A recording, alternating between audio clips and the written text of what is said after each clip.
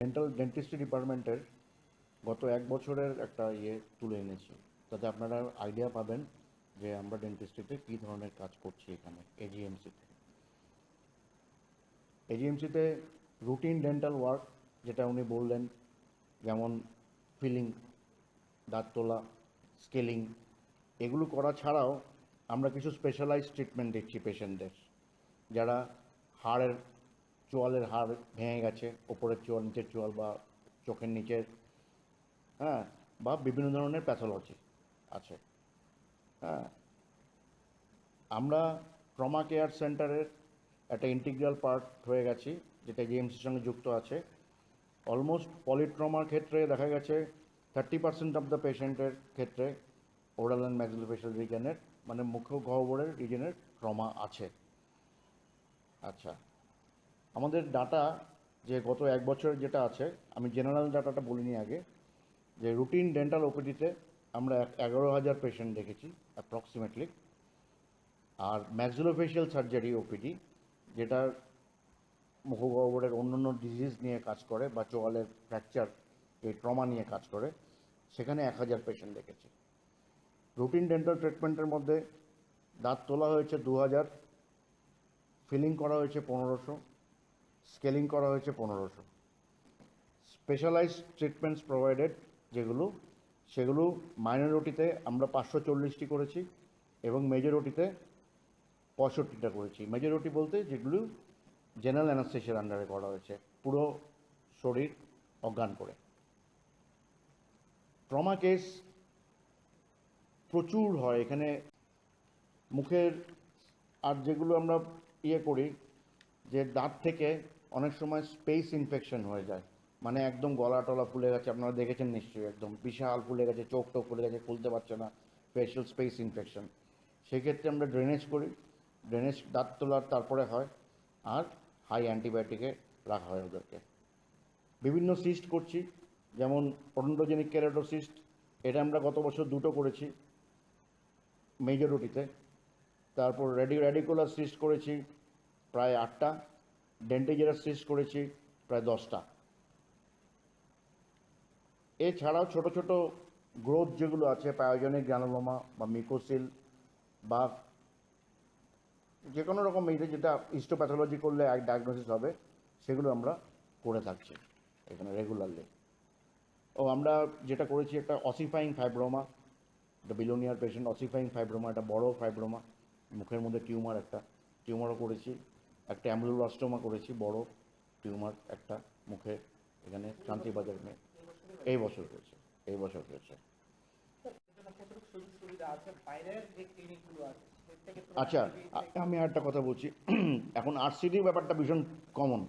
RCD ব্যাপারটা মানুষজন এখন, যেহেতু বিজ্ঞানের অ্যাডভান্সমেন্ট হয়েছে, মানুষজন দাঁত রাখতে চাইছে, দাঁত না ফেলে। আগে যেটা ছিল, দাঁত ব্যথা হয়েছে, পোকা হয়েছে, ফেলে দাও, দাঁত শেষ।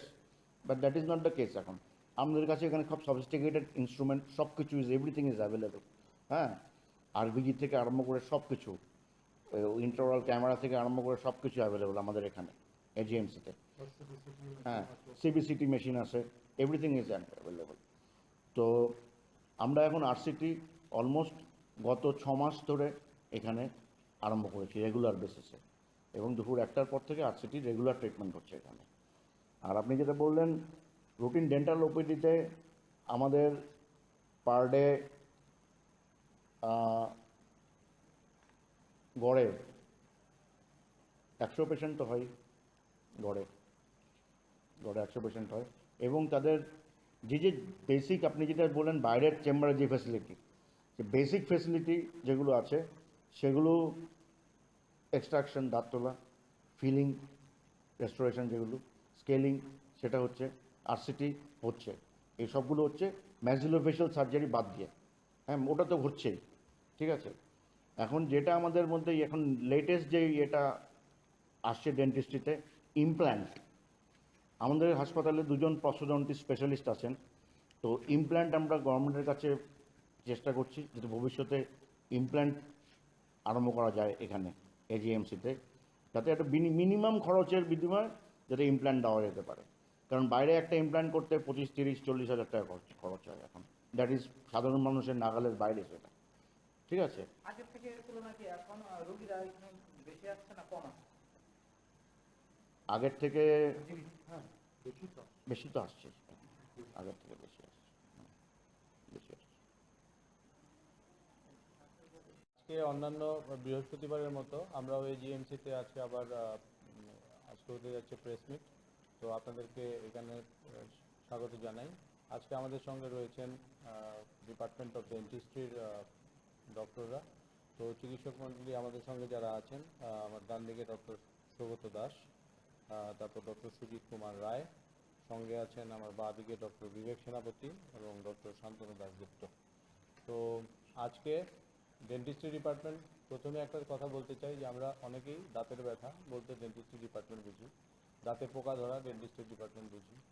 তো সভ্যতার সাথে সাথে এবং বিজ্ঞানের অগ্রগতির সাথে সাথে চিকিৎসা বিজ্ঞানের এখন বিভিন্ন ধরনের দাঁতের সমস্যা, ম্যান্ডিবল বা চোয়ালের সমস্যা, এবং সবচেয়ে বড় হচ্ছে যে ট্রমা কেয়ার সেন্টারে তারা মানে ভীষণভাবে জরুরি একটা ডিপার্টমেন্ট, যারা আমাদেরকে দিনরাত সাহায্য করে যাচ্ছেন এবং বিভিন্ন অ্যাক্সিডেন্টের সময় ইএনটি এবং ডেন্টাল তারা একসঙ্গে কাজ করেন, সার্জিক্যালের সঙ্গে কাজ করেন, এবং এছাড়াও অনেক অনকোলজিক্যাল সার্জারিতে তারা ম্যাক্সিলোফেশিয়াল সার্জন হিসেবে সার্জারি করে থাকেন। তো আজকে আমি ডক্টর স্বাগত দাস এবং তার দলকে বলবো যে আপনারা নিজেদেরকে উপস্থাপন করার জন্য।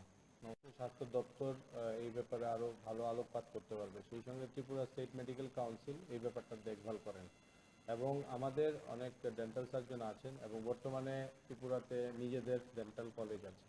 আপনারা জানেন যে রিসেন্টলি আমাদের হাতে ডেন্টাল কলেজ এসেছে এবং আমাদের ছাত্ররা এখানে পড়াশোনা করছে 56। তো আমাদের ডেন্টালের ছাত্র সংখ্যা মানে ডাক্তারের সংখ্যা আরও বাড়বে, আগের চাইতে আরও বাড়বে। সুতরাং সেই হিসেবে আমাদের যে জনসংখ্যা আছে সেই তুলনায় ডাক্তারের সংখ্যা কম। সুতরাং ডাক্তার বা আরও বাড়লে এটা একটা ওয়েলকাম বা স্বাগত জানানোর অবস্থা। কিন্তু আপনি যেটা বলছেন যে অনেক সময় থাকে যে ভুইপুরের মতো অনেক সময় দেখা যায় যে হাতুড়ে ডাক্তার হয়, যারা পাস করা নয়, মোটেই ডাক্তার নয়, অনেকে সায়েন্সের ছাত্র নয়, এগুলো বিভিন্ন গ্রামে গঞ্জে দেখাও যায়।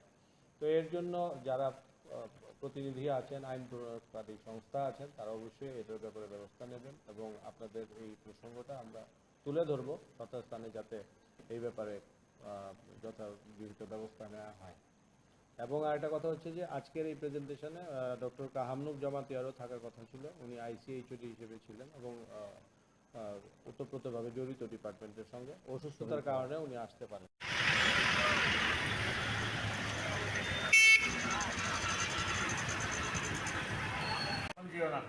সময় লাগবে না।